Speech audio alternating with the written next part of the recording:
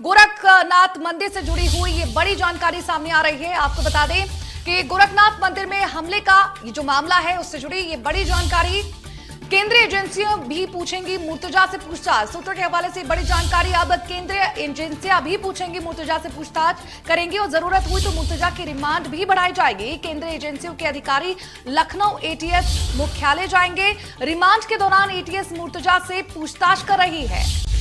इस वक्त की बड़ी जानकारी हम आप तक पहुंचा रहे हैं। गोरखनाथ मंदिर से जुड़ी हुई ये बड़ी जानकारी है। गोरखनाथ मंदिर में हुए हमले से जुड़ी बड़ी जानकारी, जहां पर केंद्रीय एजेंसियां भी अब मुर्तजा से पूछताछ कर सकती हैं।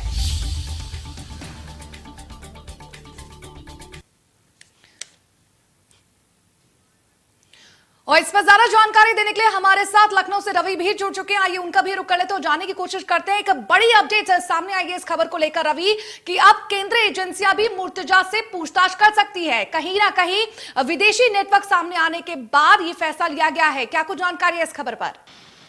देखिए, मुर्तजा अभी रिमांड पर हो, एटीएस की टीम लगातार उससे पूछताछ कर रही है और ये भी माना जा रहा है कि किस तरीके से टेरर एंगल को लेकर भी जांच की जा रही है, विदेशी फंडिंग को लेकर जांच की जा रही है। तो ऐसे केंद्रीय एजेंसियां भी इससे पूछताछ कर सकती है और अगर लगता है कि आगे भी जरूरत है रिमांड लेने की तो उसके लिए भी अपील की जा सकती है, क्योंकि अगर पूछताछ पूरी ना हो पाती है तो उसी के सिलसिले में अभी आगे भी रिमांड की अपील है वो की जा सकती है और केंद्रीय एजेंसियां हैं वो भी पूछताछ कर सकती हैं, क्योंकि लगातार जिस तरीके से तमाम सारे खुलासे हो रहे हैं और अभी बहुत सारे सवालों के जवाब मिलने बाकी हैं। और ऐसे में सबसे बड़ा मामला जिस तरीके से ये निकल कर सामने आया और लगातार जिस तरीके से पूछताछ की जा रही है और अभी भी रिमांड पे है मुर्तजा और जिससे उसके मोबाइल में बहुत सारे नंबर मिले हैं, उसके जो अलग अलग तार है कई जगह से जुड़े हुए हैं। जी रवि, लगातार हम आपसे अपडेट लेते रहेंगे और हमारे साथ सुशील भी जुड़े हुए हैं। सुशील, जानना चाहेंगे कि कल जो एटीएस की टीम है वो जौनपुर भी पहुंची, जो ससुराल कहा जाता है मुर्तजा का, वहां पर उसकी पत्नी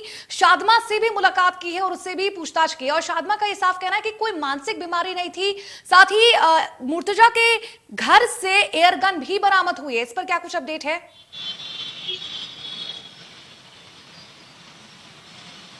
देखिए, बिल्कुल ये परसों की ही बात है जब परसों एटीएस की छापेमारी हुई थी। एटीएस 1 घंटे तक पूछताछ कर रही थी तो उसी दौरान एयर गन और कुछ छर्रे मिले थे, साथ ही कुछ फोटोग्राफ्स मिले थे, कुछ जो है इसके लैपटॉप से कुछ नक्शे मिले थे गोरखनाथ मंदिर और अयोध्या राम मंदिर का, और साथ ही जो है कुछ नामों की सूची मिली थी। उन सबको जो है एटीएस अपने साथ ले गई थी और साथ ही 2 से 3 लोगों को हिरासत में लेके गई थी और उन सबसे पूछताछ कर रही है। कल जौनपुर जब एटीएस की टीम उनके ससुराल गई थी तो उन लोगों ने साफ तौर पर कहा था कि उस जो है हमने शादी के कुछ ही महीनों बाद जो है उससे तलाक ले लिया था, उसने फोन पे ही तलाक बोल दिया था। उसी दिन से जो है हमारा उसका रिश्ता खत्म हो गया था, हमारा उससे कोई ताल्लुक नहीं है। और जो दिमागी रूप से अगर बात कही जाए तो पत्नी ने साफ तौर पे कहा है कि दिमागी रूप से वो पूरी तरह से स्वस्थ है, केवल लोगों को भ्रमित करता है क्योंकि शार्प माइंड का वो मुर्तजा व्यक्ति है और यही वजह है कि शार्प माइंड की वजह से एटीएस को और एसटीएफ को लगातार वो भ्रमित कर रहा है। बार बार पूछे जाने पर सवालों का जवाब नहीं दे रहा है, गुमराह कर रहा है। तो इस तरह की चीजें सामने आ रही है। जी सुशील, इस पर तमाम जानकारी देने के लिए आपका बहुत बहुत शुक्रिया। रवि हमारे साथ लगातार बने हुए हैं, रवि के पास चलते हैं। रवि, आपसे जानना चाहेंगे कि मुर्तजा के साथी को देवबंद से गिरफ्तार कर लिया जा चुका है, उसे दबोच लिया जा चुका है, उससे भी क्या कुछ खुलासे होने वाले हैं?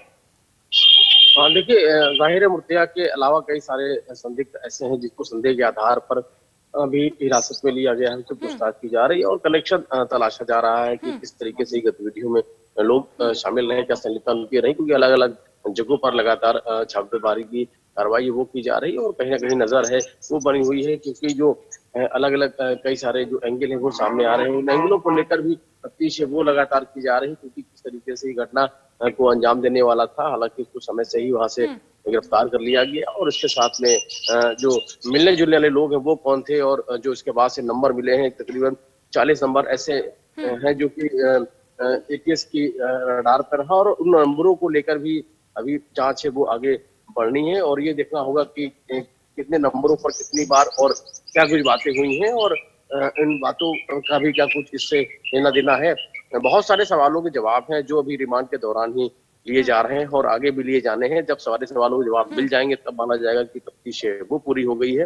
हालांकि कई सारे एंगल है वो एंगलों को लेकर ही छानबीन की जा रही है। कई से संदेह के आधार पर लोगों की हिरासत में लिया गया है जिससे पूछताछ की जा रही है। परिवार के वालों से, उनके जो लोग हैं उनसे भी पूछताछ की गई, जो मुर्तजा के परिवार के लोग हैं या उससे जुड़े हुए जो भी लोग हैं उन सभी के बारे में जो जानकारी जुटाई जा रही है और पूछताछ जिस पर भी शक हो रहा है उसको संदेह के आधार पर उनसे पूछताछ वो की जा रही है, ताकि जो सारे सवालों के जवाब है वो मिलाए जा सके, और ताकि जो पूरा जो घटनाक्रम है उस घटनाक्रम से और क्या क्या चीजें इसमें होने वाली थी, क्या क्या चीजें, क्या तार किसके जुड़े हुए, वो सारे चीजों को लेकर है जो इन्वेस्टिगेशन है वो लगातार जी। जारी है, जो जांच है वो जारी है, और जब जांच पूरी होगी तब सारे सवालों के जवाब है वो मिल पाएंगे। जी रवि, ये भी जानना चाहेंगे, अमेरिकी इमाम को वो गुरु मानता था मुर्तजा, साथ ही मुर्तजा ने आईआईटी से केमिकल इंजीनियरिंग भी की थी, एक पढ़ा लिखा नौजवान था, क्या उसे गुमराह किया गया है?